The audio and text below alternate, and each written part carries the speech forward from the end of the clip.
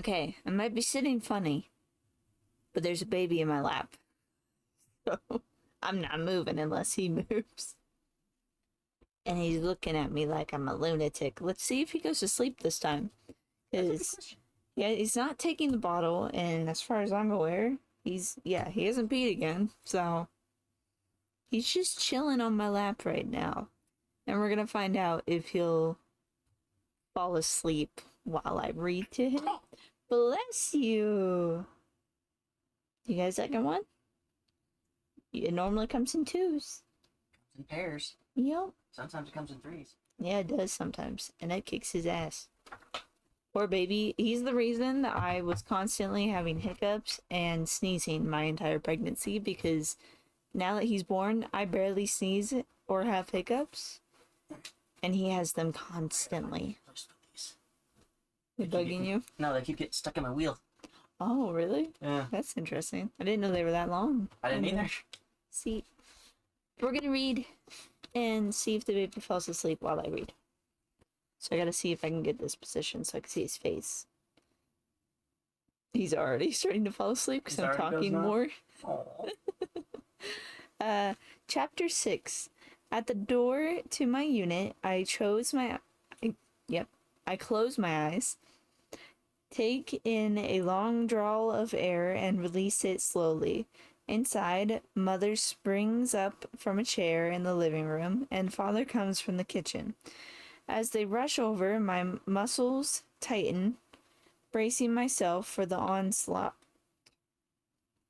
Sit tight, the words are simple, but the tension in Father's voice tells me the lecture I'm about to hear is anything but.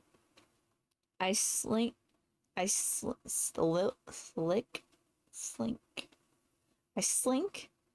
toward the sofa, reluctantly sitting on the edge of the cushion. Mother still stands near the door, arms crossed, as Father keeps his distance several feet away. I raise my lowered eyes and make contact with Father's face. Well, he finally says, thoughts of everything that has happened over the last 24 hours intertwine with excuses swirling through my head. None of them are going to make this situation better. I'm packing tonight. Good, Father huffs and turns to walk from the room. You risked our reputation as outstanding citizens, Evelyn. Mother speaks in a low voice. Don't let us hear anything like this in the future, or we will not hesitate to report you. Your father and I will be keeping close tabs on your progress over your transition period. She turns and leaves me with nothing to say, only a hollow in my stomach. I have no one. I view my unit options alone in my room late into the night. In the inn, my chosen apartment is impressive. At least I think it is. I'll know for sure when I see it in person. If of all the ones on the housing info site, this one has the loveliest view and is in extra safe Sector E. Excuse me. Right next to level 3. After what happened yesterday in level 1, I'm glad I'll be far away from there. If I'm to succeed, I need to know I can focus on the right choices. No worry about bests or events in level 1 that are none of my business. The few bags I have packed and pushed into the hall are packed and pushed into the hall. Mover drones will come retrieve them later this morning, a relief since my back is still killing me from yesterday and my knees ache anytime I bend. Still tired and avoiding my parents, I sit on my bed and mull over the room around me. It's not much. Bare walls, no decorations or keepsakes. Little more than the bed and a desk that sits with a chair in front for working. I stroke the plain bed covering. It's soft enough, but still only functional. Meant for warmth, not comfort. Nothing to miss here. Pushing from the bed, I remember Ben's necklace, and an ache fills my chest. I kneel and run my hand over the mattress. Finding the gift he gave me, what seems like a million years ago. I pull out the paper and the charm falls into my hand. A lump forms in my throat as I think of what we went through. What he must have endured for 4 years, if the pain I felt in my vision was any indicator.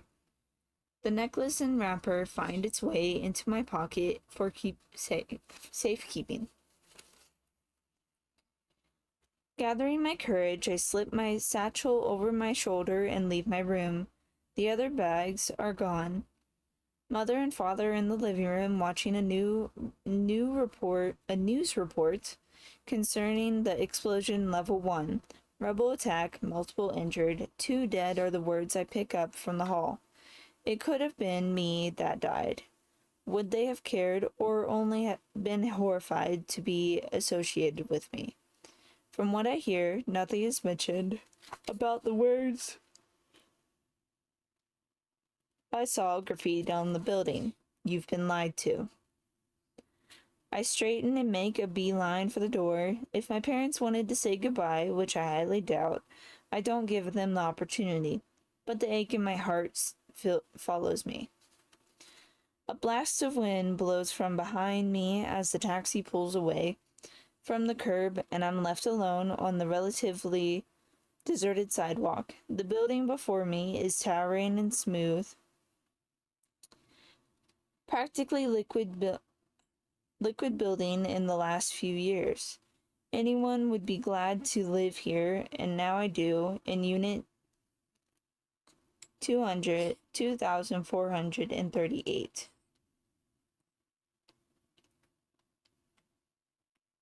He pulled his pinky out and is now holding on to it. A willowing girl with long black hair approaches the entrance and goes inside. I take it as my cue to follow. Once inside, I fall in line as she waits at the elevator. To pass the time, I stare at the light above the doors. New in this building? Asked the waiting girl. At this, I flinch. Why is this person talking to me? I lived in my parents' apartment for 17 years, and I don't believe I knew one of the other families that lived in our building, let alone would recognize someone new to the building. Yeah, moving in today. I flick a glance at her way, and she stares back with kind, russet eyes. A nervous pang in my stomach makes me turn away. I don't need distractions. Focus. With a chime, the elevator doors finally open. Inside, she lays a hand on the pad, and I follow, both for floor 24. Shaking my head, I wrap my arms around myself and lean on the back wall of the cab. When the doors slide open again,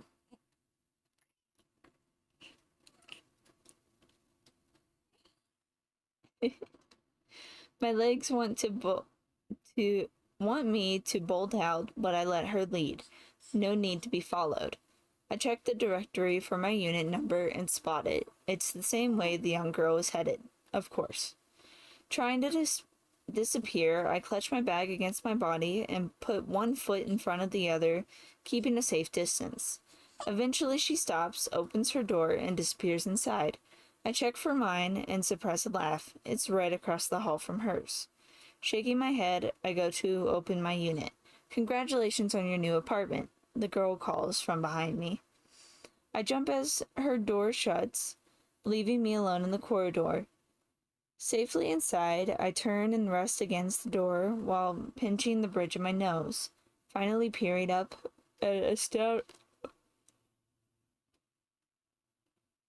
an astonishing view of the city greets me, and I forget about the girl. My unit is close to the top of the building and allows me a wide-angle vista of level 2. The representative building, tape with a white domed top, is in plain view, and behind it is level 3. Level 3 has the tallest and most spectacular buildings of all. Their rooftops glaring in the sun, making me squint. A view isn't necessary, but still a welcome private perk. Kind of like a birthday gift to myself.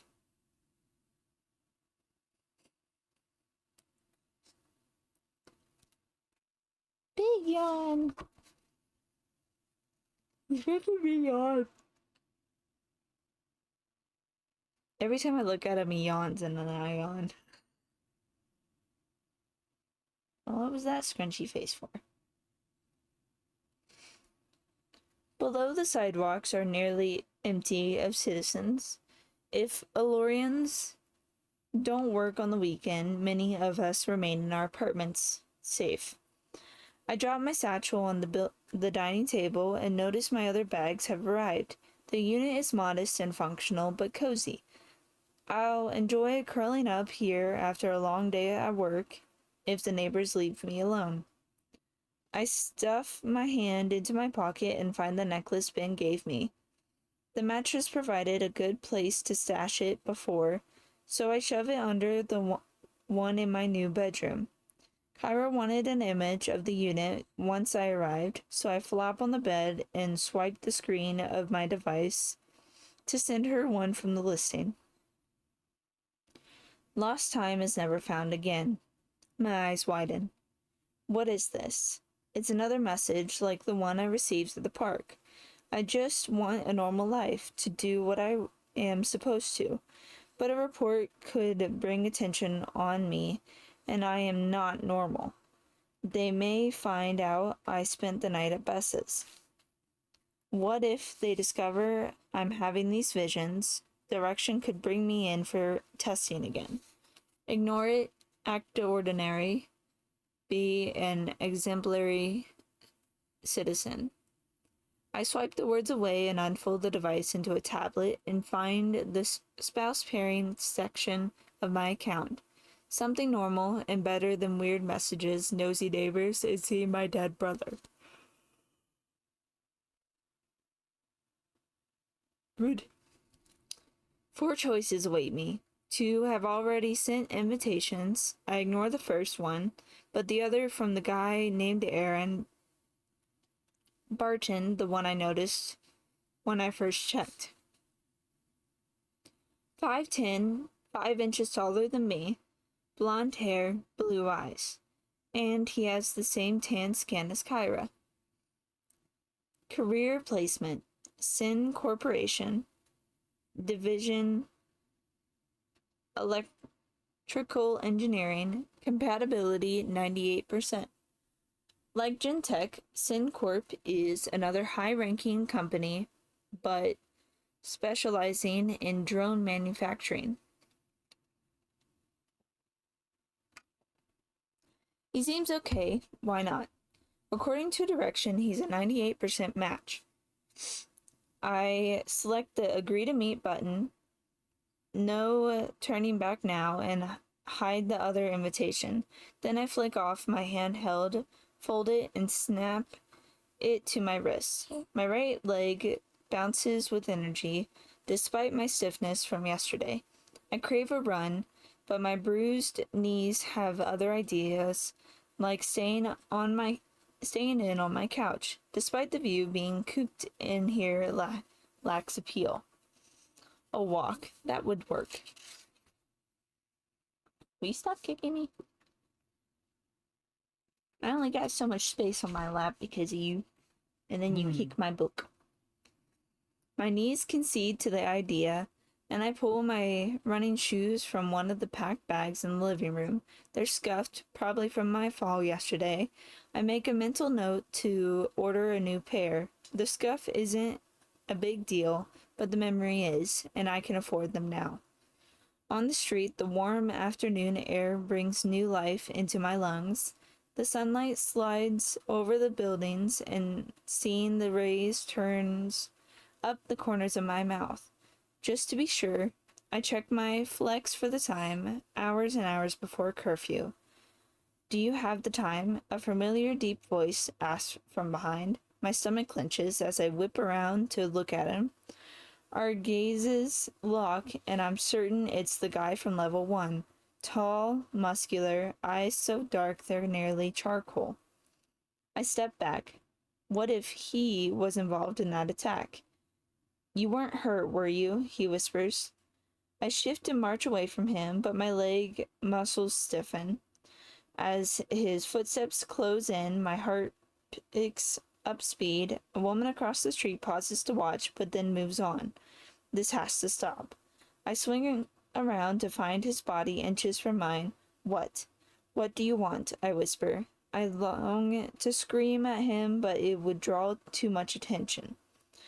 He raises his eyebrows and shifts back, but then his lips curl into a smile. He's wearing the same draped clothes everyone else wears, but he's different. Charming. Something about the sparkle in his eyes draws me in. I tilt my head and will the thoughts away. My fists tighten. You find this funny. Are you sending these messages? No. It's not funny. But yes, I did send the messages. He smiles again. His straight teeth beg me to punch them. Why are you bothering me? I demand lowly. Did you have something to do with that explosion?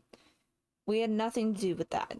His hands slip into his pockets and reveals the top part of a black watch. Peering toward the ground, he murmurs, I helped you when you were freaking out. He did, and I'm grateful. To be honest, he seems sincere. Something in me begs to trust him. No, concentrate. This guy may be a terrorist. With a sudden burst of bravery, I square my shoulders toward the boy. In no way does the favor excuse you following me, stalking me.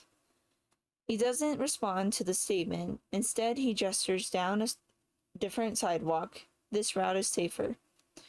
A security vehicle passes, and I lower my voice even more. Safer? What do you mean, safer?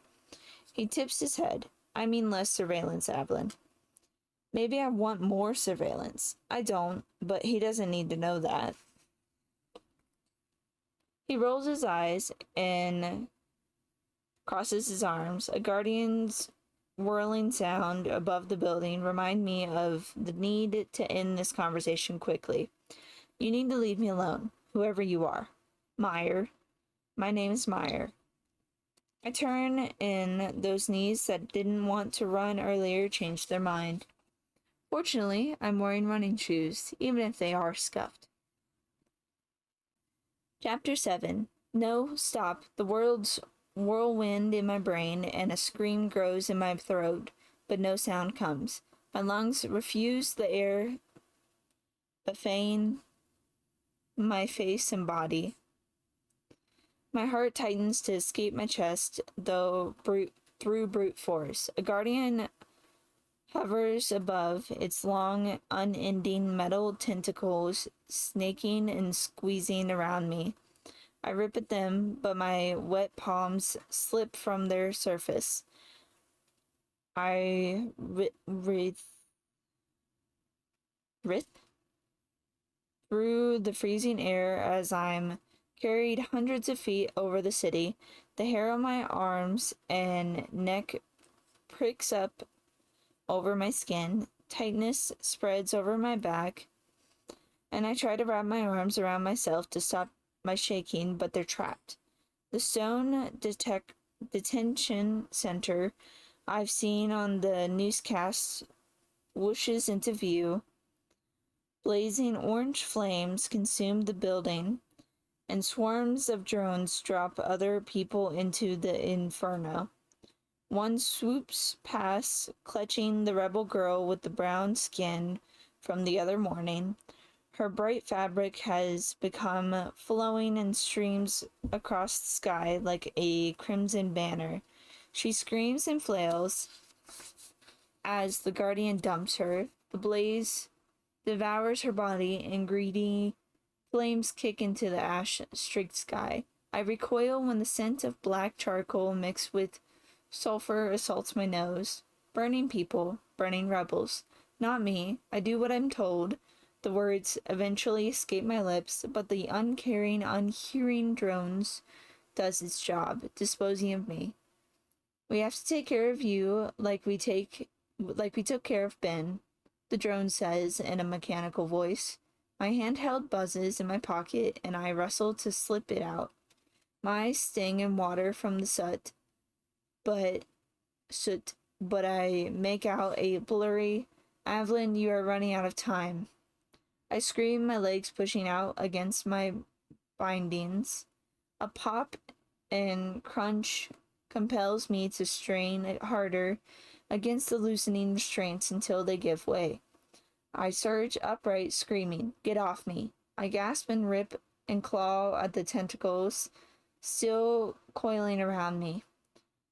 Escape no metal exists. Except no metal exists, only fabric, only my sheets. I finally kick the cloth off and fall back into the bed. My veins threaten to explode from my racing pulse, and a caustic scent still works its way around my nose. I roll over and curl up, hugging myself, my teeth chattering, synchronized with the shudder transversing my spine. My shaking slows, allowing reality back inside. I push up and rest against the headboard. I don't even know how I got to sleep after that boy, Meyer, tried to corner me on the street earlier. Do what I'm told. Ignore the undirected. I swing my legs off the bed, then get up to activate the system on the desk. I spot my account link and swipe the screen. One new spouse pairing message. Yes, a perfect distraction. Message from Aaron Barton. Evelyn Lark, I request an initial spouse pairing interview. It has been determined we are a 98% match for producing level 2 or higher children. This is a favorable percentage. I scan the rest. A normal guy without a watch. One that doesn't give me nightmares looking to meet for dinner tomorrow at a nearby Direction cafe.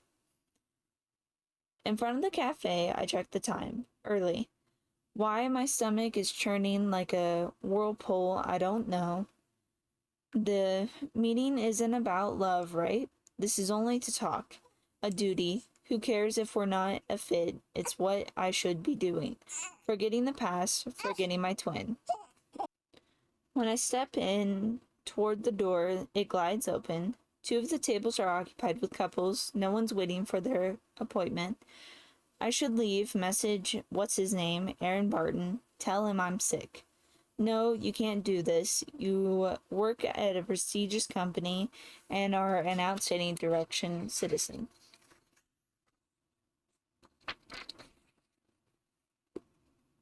You're an early bird too, a tenor voice asks. I turn to the same face and electric blue eyes from the spouse pairing account. Aaron's face is kind, still boyish, but handsome. He has a runner's build. I wouldn't hate looking at that every morning. I blush at these new feelings. His eyes squint as he smiles. It's a positive quality. I must look puzzled, but he leans in and whispers, being an early bird. Why do people even use that phrase? I say, gazing toward the sky. See any birds?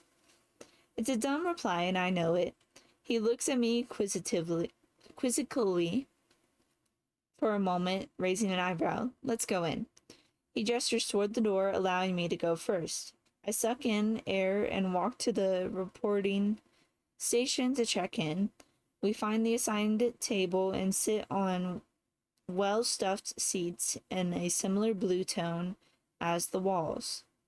Aaron grabs a menu screen from a rack on the table. The thin, sturdy viewer displays the dinner choices. I remove mine but lay it in front of me. So your job configuration is SynCorp. I get right to business. Aaron nods but goes back to the menu. He must find me boorish after my comment outside. I know the answer to my question from the spouse pairing account, but need to get him talking to so the meeting isn't a total loss. What department are you in? He glances up from the menu. Engineering. You're in InfoSec, right? I am. Did you start with training drills too?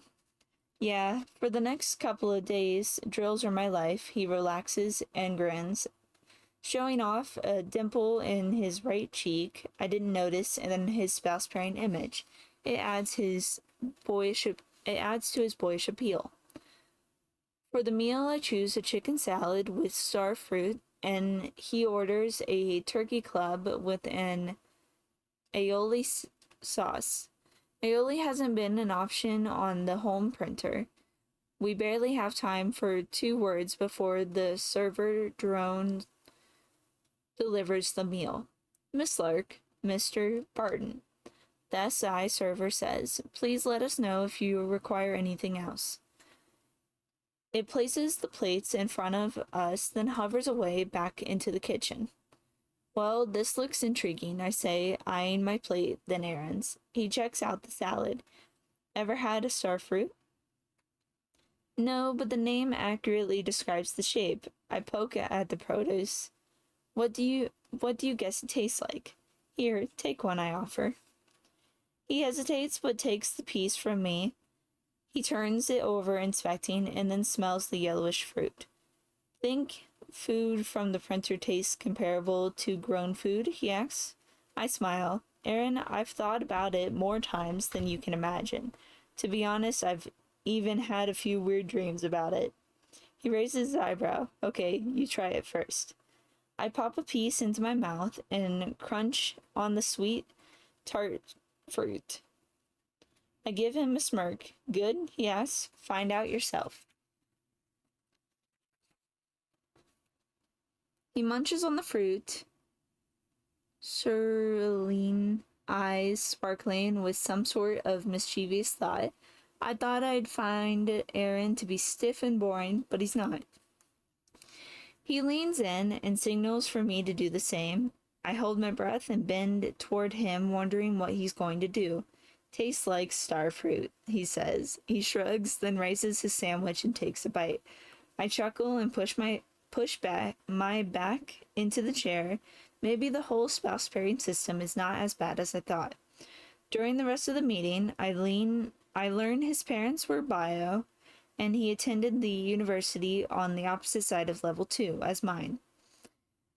He has lofty goals of working up the ranks at SynCorp. The drones have always fascinated me, even as a child, he says. So when I received a position at Syn, it fulfilled a lifelong dream. I'll be creating new drone technology. How was it on Friday after the incident in level 1? Oh, interesting. The other recent placements and I were taxed immediately. We didn't have the training introduction until end of the day. How did you know? I try not to react, but my face burns red. I saw the story on the news. Yeah, the news. He shakes his head. To tell you the truth, it was chaos at Sin. The whole day was spent working on upgrades to prevent an attack from happening again. Somehow the rebels infiltrated a Guardian drone and made it into a bomb. In the end, we upgraded the security. It could have been much worse. What do you mean? If the attack had happened in level 2 or 3, he shrugs nonchalantly, it's only level 1. A knot pulls in my stomach at his opinion, but his attitude doesn't surprise me. It's how we're taught, and I've had similar thoughts. Bess is ranked beneath me, and right now, any thoughts of her make me grind my teeth. Maybe she is of less value. But Ben, was he? My stare bores a hole into the table. Are you ill? Aaron asks. Those are people you're talking about, I reply softly. They could have died. What, did you know one of them? Not that day, but yes, my twin brother died from virus 305B. because his sector was one of the last to get the medvac update. You had a level 1 twin? I smacked my hand over my mouth. I've never told anyone outside my family about Ben, except for Kyra. Well, he asks. I shift in the chair. It is really hot in here. The girl from the next table looks up from her meal and stares my way. Did she hear me too? Well, I enjoyed this, I lie. Thanks for requesting the meeting, but I have to go. I rise, wave a backhanded goodbye, and turn to leave. As I bolt for the door, he says something I can't hear. Well, that was terrible, I mumble, hugging myself tighter as I walk. I ruined my chances with a guy I could stand, possibly even care for. Sure, he thinks the level 1 ones are inferior, and I guess they are, but aren't they? The rest of the way home is a blur until I round the corner of the block of my building. My flex vibrates on my wrist, so I stop and check the message. For a moment, my heart does a little dance. Some chance remains the pairing meeting didn't go as lousy as I thought. Sorry. The word makes my pulse speed. I'm right, but then I notice the lack of Flex ID. Meyer, my fluttering heart drops to my stomach. Sorry I scared you, but I need a chance to explain. If you don't like what I have to say, I won't contact you again. I found a safe way to meet. Check your spouse pairing account. I scroll to my citizen account and locate the report suspicious behavior page. I stare at the words and then navigate to my spousal account. Oh, my leg's asleep. I need to move him. One new spouse pairing option added. Click here to view. I grit my teeth and select the link. Kean Martin, whose wavy brown hair, light skin, and piercing charcoal eyes look a lot like Meyer's. Apparently, Meyer, at least as Kean, is now a perfect pairing. Here we go. Chapter 8. After seeing Meyer's face in my account, I rushed from the street and into my unit. Stunned, he hacked into the system and assigned himself as one of my pairings. The nerve. Inside the door, my handheld buzzes, and without looking, I rip it from my wrist and hurl it across the room, hitting and knocking over a lamp. Fantastic. Whatever's on the screen, I can't deal with it. Tomorrow, I'll go back to a normal life at Gentech, but right now, I only want to sleep, even though it's barely even after 7. I stand, shuffle to my bed, and try to forget today ever happened. Hours later, unable to sleep, I pull myself up and press my back against the headboard. The scene out the window appears lovelier at night than during the day. If I strain, I can even glimpse the trees of the park backlit by moonlight. The beauty almost makes me forget about my terrible day. Almost. I swing off the bed again and pad over the carpet into the living room, where the fallen lamp still waits next to my flashing device. I reach to retrieve the lamp, but grab the flex instead. Biting my lip, I swipe the screen, then relax. The message from Meyer is gone. 2 new messages added. Click here to view. I tap the link, finding the messages are from Kyra and my mother. Good job throwing it across the room for nothing. Flex 35D 52G K Lewis. This is Kyra. I'm so nervous for tomorrow. Even Kyra, in all her perfection, is afraid. And then she responds, "It will be wonderful. Let me know how it turns out." Although I'm not really qualified these days to say everything will turn out wonderful, However, it's a lie I can live with for her sake. I swipe mother's message next. We are required to assess your progress. We will complete this obligation next Friday at dinner. Then their duty to me will be done. After, they'll take on more rigorous work schedules or raise another child or two. Cairo was her parents' second child. Mother and father are still fairly young, but I never asked which route they'll take. Dinner at 6:30 p.m., she responds. My first week on my own goes smoothly, smoother than expected. According to the news, nothing of interest happened in the entire city. I was even able to keep the thoughts of Ben at bay, and there were no other visions. I'm beginning to think it was all nerves. Gentech is remarkable. Training drills wrap up, and I move onto the primary InfoSec team. My current responsibility is to make sure the lab department is achieving research daily in the mainframe. Archiving research daily.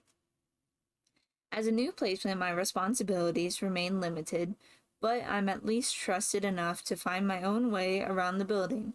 No more bathroom breaks with the Sin Intelligence. Carver received her career placement on level 2, Direction Government Staff, a surprise. It's an entry-level assistant position, but still exciting. We were sure she'd be placed in the Legal Services Division, not government. Maybe her parents were able to influence the choice. Her first week must have kept her busy, though, as Monday was the last time she checked in. I've adjusted my schedule to that of my weird neighbor, successfully avoiding her and keeping to myself, but there's still nothing from Aaron after our disastrous meeting. I'm sure he finds me a lunatic, but he hasn't removed me from his contacts. One more time, I checked to see if Aaron sent a message. One new fast pairing message added. Click to view. My heart vaults as I swipe the link, but the message is not from Aaron. Instead, a face with a chiseled jaw and striking eyes stares up from the screen. Kean Martin, or rather Meyer. His image displays right next to the message. Kean Martin requests to schedule a spouse pairing meeting. Accept or decline. I tip back from the screen, wrinkling my nose. There's no one good reason I haven't deleted his whole profile already. Curiosity is one thing holding me back from the life of an upright citizen, but I can't click the X on the option. Each time I consider doing so, I close out the account. What? You made it sound? Him. Oh. I sigh and close it again. My parents will be here in 30 minutes. Now is the time to tidy up, order dinner, and stop concerning myself with the mysterious boys not acting as model citizens. I have to show them I'm capable. There's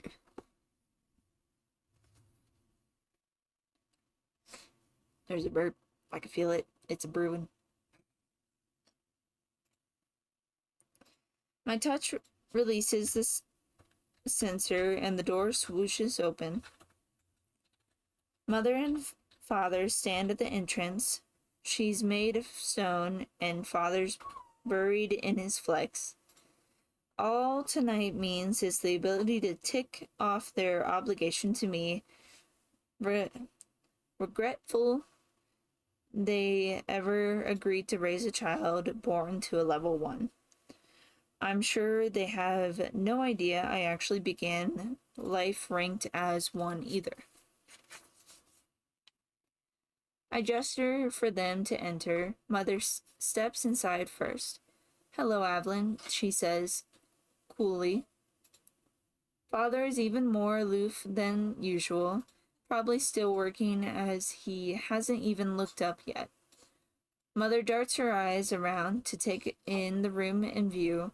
Somewhat satisfied, she relaxes and turns back to Father, still standing in the hall, swiping at his screen. Michael come inside. Father glances up. Oh yes, he mutters as he returns the handheld to his pocket. Dinner's ready, I tell them. Why don't we eat, and then I'll give you a tour. We won't be here long, Father says. Mother turns toward him. It might be fine to stay for a meal. Father narrows his eyes. No, we are here to finalize the end of our contract with Avalon. It's fine, I sigh. Have your look around and complete your duty. Father eyes me, but says nothing. Mother avoids my face altogether. I plant myself in the unit's entrance and motion for them to take a look around. After a few minutes, they return, Father with his flex as a tablet and the contract on the screen. He points to a spot to push my thumb to confirm my agreement. The device beeps, and he quickly folds it and slaps it to his wrist. As they turn to exit, an auto broadcast flicks on the screen of the large media viewer in the living room. Citizens, please wait momentarily for a required message. Father sighs and turns back to the screen. Citizens of Allure, an unidentified male voice begins. As you well know, a terrorist group who has yet to identify itself has increased its attacks on our great city. An overhead view of a busy morning street scene shows on the viewer. We implore anyone who witnessed any of these recent attacks to come forward for questioning. Doing so will help Direction ensure the safety of its entire people. My heart skips. Footage from the morning of my configuration day shows when the girl in red graffitied the wall with "break free." I don't even hear what the announcer is saying. Watching the moment right before the Guardians take her down, the moment she gave up without a fight.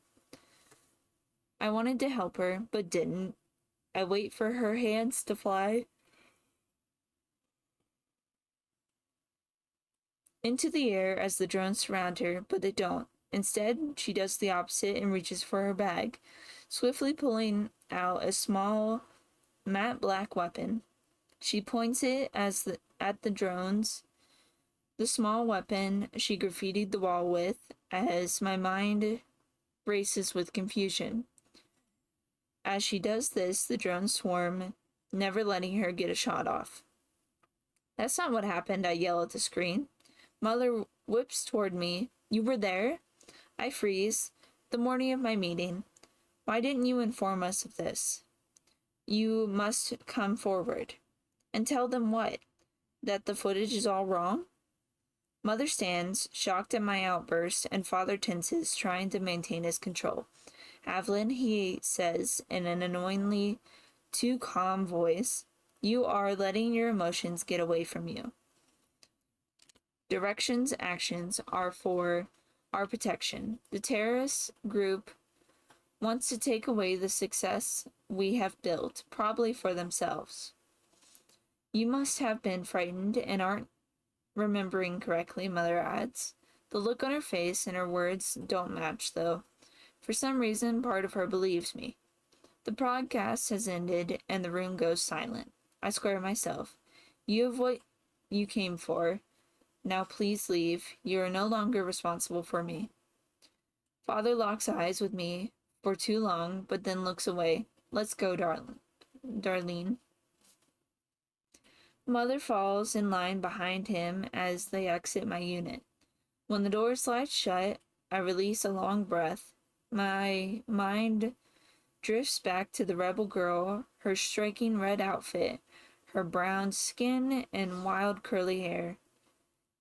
I know what I saw. She was trying to make a statement, but it wasn't through violence. The rebellion is not what Direction is making it out to be. If they're lying about this, is there a chance that the rebels causing the explosion in one could be two? Who am I to question direction? I slump and rub my hands over my face. No answers, no one to confide in, except I pull up my citizen account and access my spouse pairing options. There's still a request to meet from someone who just might be able to answer my questions. I poise my finger over the link as nausea wells inside me. I accept it. At least I know who I am. I'm a traitor. And that's chapter 8.